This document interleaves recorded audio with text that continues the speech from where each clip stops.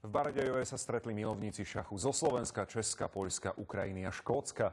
Na turnaj ich pozval bardejovský šachový klub, ktorý oslavuje 50. výročie vzniku. Zloženie súťažiacich bolo pestré.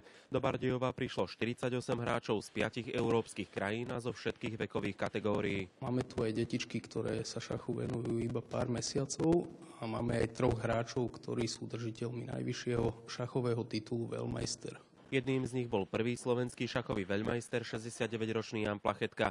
Tvrdí, že aj keď majú dnes mladí o šachu oveľa viac informácií, nemusí to byť pre nich výhoda. Niekedy to vedie k tomu, že tí mladí ľudia niekedy menej pritom rozmýšľajú a snažia sa len kopírovať to, čo videli na internete. Rastislav Diviak pravidelne organizuje šachové turnaje pre deti. Malých šachistov podľa neho pribúda. Z mojich skúseností by som povedal, že ten záujem rastie, takže myslím si, že budúcnosť šachu je svetlá. Jozef Ferko je otcom súčasnej majsterky Slovenska do 12 rokov. Jeho dcéra má za sebou i majstrovstvá sveta v Juhoafrickej republike, kde obsadila 18. miesto.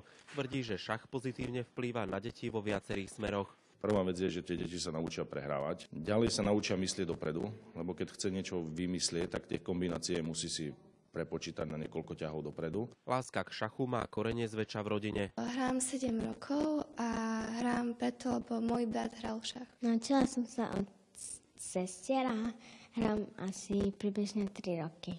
Aj keď klasické drevené figurky majú asi najväčšie čaro, aj šach kráča s dobou a možností zahrať si je dnes viac. Existujú rôzne servery, kde sa dá priamo online zahrať blesková partia, prípadne aj dlhšia partia. Má to výhodu, že môžete si z pohodlia domova zahrať proti hráčovi z druhého konca sveta. Celkovým víťazom bardejovského turnaja sa stal 20-ročný Juraj Druska, ktorý reprezentoval obec Prakovce. Organizátori však ocenili aj najlepšieho seniora, najlepšiu ženu a 3 miesta najlepších hráčov do 18 rokov. Maroš Černý, RTVS.